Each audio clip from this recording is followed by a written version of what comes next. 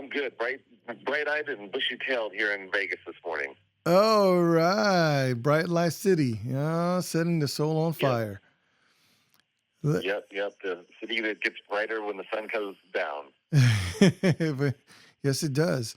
Um, let's talk about true crime. I mean, it's all the rage in the podcast and in people's uh, mindset. What is it about true crime that is just set ablaze amongst people? Boy, it's funny because I hadn't even really heard of it until this happened to me.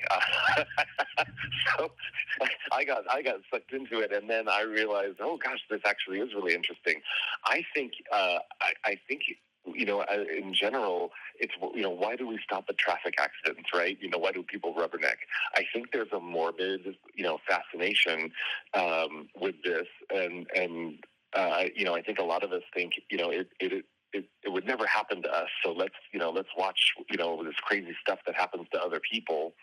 I think a lot of it also is, people learn some things. And I think my hope is that by me telling this story and also, me, confessing to the fact that I got taken, that I'm, people will learn from all of these cons that are in this case, and will not become a victim as well. Hopefully some people will see this and see the cons that are being performed here and go, I don't think that's something I should participate in. I don't think I'll loan that money. So hopefully we save people some money. For those that don't know, Tyson Wrench is a citizens detective after he was conned by a couple of guys. This is about a podcast called True Crime News Presents American Hustlers. So now let's talk about cons and why do you feel the authorities did not support you in your venture? Yeah, so in my case, I was in South America, and I went online, and all my bank accounts were empty. So when I flew home unannounced and got home, then suddenly I realized someone had moved into my house. There were other people's clothes in my closet. There was some new furniture. There was a pile of cocaine on the formal dining room table. So somebody had introduced themselves to the neighbors as me, and I discovered that it was my best friend of 5 years. And when I called the cops, they wouldn't take a report because by the time I'd gotten back from Brazil, the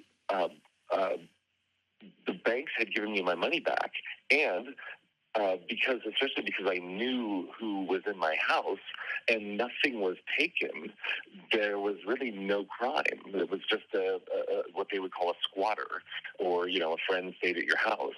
So I couldn't even get the police report. And when I finally was able to get a police report for him using my credit cards, illegally, it was just a non-extraditable warrant, so they wouldn't even go arrest him if I told them, he was, staying, at Caesars in, room 2121, right? He would have to commit a crime and then, be arrested for it, and that would be an additional warrant, right? So it was so frustrating to not get justice, right? And here's the guy who clearly stole money from a bank, and even the bank, all they did was call him and tell him he had to return it. And I'm sorry, but if I went into a bank and stole money, I'm pretty sure they'd send a SWAT team to my house to come collect. So I don't know how they kept getting away with it, and they got away with tens of millions of dollars, we believe. Now there's different kinds of cons, right? I mean, con artists, let's put it that way. There's the email that you get from the prince that needs some money, but then there's also your friend. they're coming all sizes and from different angles. Yeah, I mean, they conned the college out of so much money. The college closed. There was a man who was worth 9 figures, and they framed him, and he went to jail for something he didn't do, and then they raided his bank accounts. and they got away with it. It really wasn't until I got a phone call about a friend of mine who I got a phone call from a friend of mine who was concerned about his roommate who started dating Danny, and then said, can you send me anything, that I came across where finally Danny's friend, the Prince of Nepal, who's a completely separate character in this podcast, that he was finally arrested for a jewelry theft. And so when I called the victim of the jewelry theft, he pointed me to a missing person in Palm Springs, and that they had been searching for because it was a friend of theirs. And so when I went to do some research on that missing person, it turns out that all of the online notes linked him to the Prince of Nepal.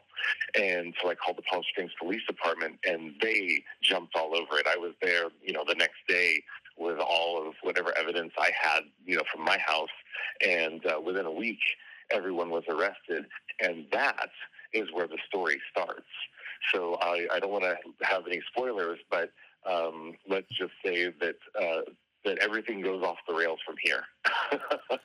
I mean, these guys were, multinational, not multinational, but multi-locations. Palm Springs, the Bay Area up in San Fran, Hawaii. They just took advantage of everyone. And you say that the American business structure, there's a lot of laws that can be broken and bent. Yeah. The one of them was the Prince of Nepal was actually here on a student visa that he overstayed. He was held for deportation, and the third con man in this case was a lawyer named David Replogle, and under our research, we discovered that he was somehow able to bail him out, and he was able to continue his crime spree. And so there's so many jaw-dropping facts in this case that nobody can understand how they continued to get away with it, and we actually are so happy that the story is finally being told, because people really need to be alert now, especially because the con men are back. Americans aren't learning because we are losing more and more every year to cons, especially relationship cons. People really need to be careful with these online dating apps. It's dangerous both financially and for your health. People are getting killed. So it's not just financial cons; it is relationship cons that people need to be worried about too. Wow. Citizen Detective Tyson Wrensch, thank you so much for your time. True Crime News presents American Hustler, a podcast you can catch on all levels and everything: Spotify, Apple Podcasts, hosted by Kim Kantner and Julie Golden. Thank you so much for your time. Kim and Julie are amazing. You guys will love them. They are incredible hosts. And again, clear your calendars this weekend. Tonight, you will have a blast binging all 12 episodes. Thank you so much. Have a good one. Thank you.